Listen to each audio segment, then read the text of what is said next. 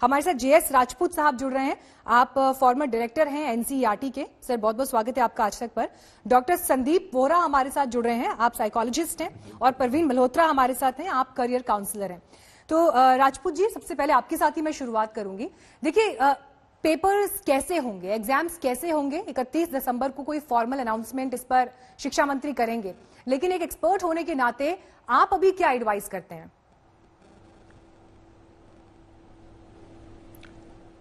मेरे पास दो चीजें हैं जो मैं इस समय कह सकता हूं। पहली, सभी असमंजस में हैं, चाहे माता पिता हों चाहे सरकार भी संभवतः असमंजस में ही होगी।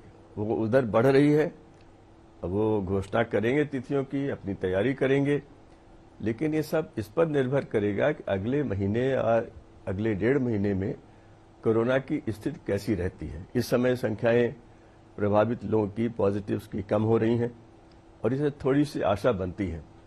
फिर टीका भी आ गया है। जब अच्छी तरह से अच्छी संख्या में टीका लग जाएगा, माता पिता का विश्वास बढ़ जाएगा, तब इस दिशा में आगे बढ़ना अच्छा रहेगा।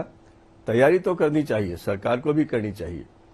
दूसरी बात जो मैं कहना चाहता हूं कि इस पर भी विचार हो सकता है कि नई शिक्षा नीति में जब कक्षा 8 के 9, 10, 11, 12 को एक साथ कर दिया गया है, तो निश्चित रूप से कक्षा 10 के परीक्षा का महत्व वो नहीं रहेगा जो इस समय बोर्ड परीक्षा का है। तो इस पर भी विचार किया जाए कि क्या कक्षा 10 में ऑफलाइन आवश्यक है, या वहां पर भी कुछ ऐसा हो सकता है कि बच्चे कुछ विषयों में ही ऑफलाइन बुलाए जाएं, बाकी में न बुलाए जाएं या बिल्कुल न बुलाए जाएं।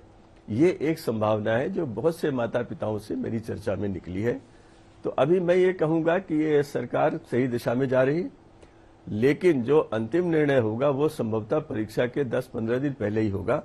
और ये इसका दबाव तो हम सबको बर्दाश्त करना पड़ेगा, हमारे पास कोई विकल्प नहीं है, क्योंकि स्थिति पर उतना नियंत्रण अभी तो नहीं है। आगे हो जाए ये अच्छा रहेगा। आशा करनी चाहिए कि जो भी निर्णय होगा वो मंत्रालय भी हर 10 दिन 15 दिन बाद उस पर विचार करता रहेगा कि क्या हम इसी दिशा में आगे जाएंगे या हमें किसी विकल्प की आवश्यकता होगी। ठीक है सर, मैं आपके पास लौट इस समय में आपको एक स्टूडेंट हमारे साथ। ओके सर, आप आगे कंप्लीट करिएगा। हमारे साथ एक स्टूडेंट यहाँ पर इस वक्त आ गई हैं, ईशु द्विवेदी आ गई हैं। ईशु, आपको अगर आवाज मिल रही है बताइए, आप कौन सी क्लास में आप अभी? 10th में, 12th में?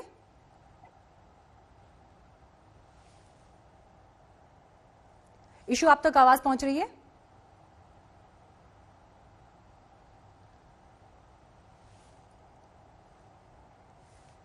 जी ईशु, आपको आवाज मिल रही है क्या? अगर आपको आवाज आ रही है तो प्लीज अपना सवाल रखिए।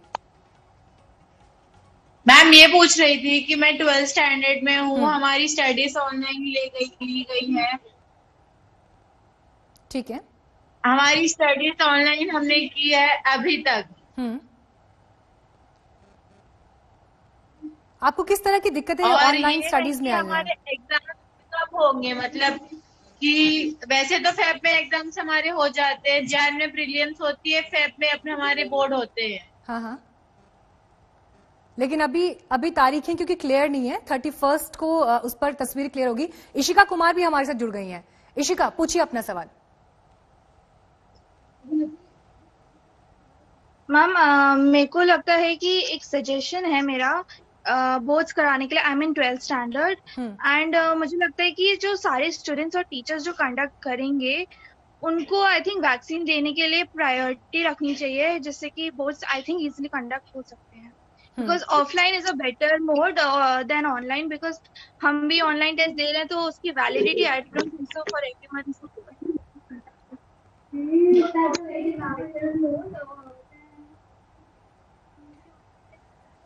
और छात्रों को भी हम जो है आगे बढ़ाएंगे, लेकिन राजपूत जी, आप क्योंकि तमाम सवालों के जवाब हमें दे रहे थे। देखिए, एक जो स्थिति यहाँ पर बनी है, पहले ऐसा लग रहा था कि जनवरी फरवरी तक भी एग्जाम्स शायद नहीं होंगे, लेकिन इसके बाद ठीक एक दिन पहले शिक्षा मंत्री का ट्वीट आता है जिसमें वो ये कह रहे हैं कि 31 दिसंबर को वो अनाउंस करेंगे आगे क्या होगा। इस तरह से पहले कुछ कहना, फिर उसके बाद दूसरा एक वर्जन आना, ये भी कहीं ना कहीं छात्रों की तकलीफ या उनका जो एक स्ट्रेस लेवल है उसको बढ़ा रहा है। नहीं, आप इसको यूं क्यों देख रहे हैं? उन्होंने जो कहा था कि जनवरी फरवरी में नहीं होंगे, उसको उन्होंने बदला नहीं है। हो सकता है जो तारीखों की बात कही जाए उसके बाद की कही जाए। आप इसको पॉजिटिव उसमें लीजिए, आप ऐसे क्यों ले रहे हैं कि वो बदल गया। मैं नहीं काफी स्टूडेंट्स क्योंकि ये बात कह रहे हैं कि हम क्या मानकर चलें। एक्चुअली जितने स्टूडेंट्स हम लोग बात कर रहे हैं, हमें बताना चाहिए, हमें सब बच्चों को हमें जी बोलिए सर।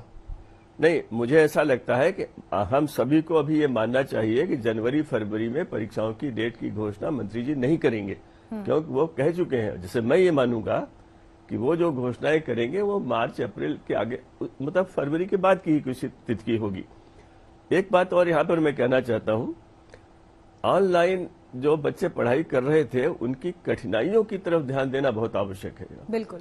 एक तो बहुत बड़ा वर्ग है जिसके पास ऑनलाइन अध्ययन करने की सुविधा नहीं है, इस तथ्य को हमें मानना चाहिए। दूसरा, मैं ग्रेटर नोएडा जैसे शहर में रहता हूं और 7 दिन तक सरकारी तंत्र का ब्रॉडबैंड मेरे लिए अनुपलब्ध हो गया था, कुछ जल गया था, जो भी रहा हो, और कोई मेरे से बात करने को नहीं आया और मुझे मजबूरी में दूसरा जगह जाना पड़ा। तो हमारे यहाँ ये जो स्थिति है, अध्यापकों ने बहुत तेजी से अपने को इसमें आगे बढ़ाया, सीखा और सिखाया, लेकिन व्यवस्था की भी तो आवश्यकता थी कि वे भी देखते कि बच्चों को ऑनलाइन अध्ययन हो रहा है, अतः उन्हें कहीं सिग्नल नहीं मिलता है, कहीं सिग्नल, जैसे कभी बच्चों ने कहा, आपके उसमें भी कहा कि उसमें बीच बीच में व्यवधान बहुत होता है। तो अभी हम उसके लिए परिपक्व नहीं है कि हम पूरा ऑनलाइन परीक्षाएं कर सकें, और ऑनलाइन जो ऑफलाइन का विकल्प नहीं है उसमें मदद कर सकता है। अतः आगे चल करके हमें उन तिथियों की तरफ जाना ही होगा जहां ऑफलाइन परीक्षा हो सके।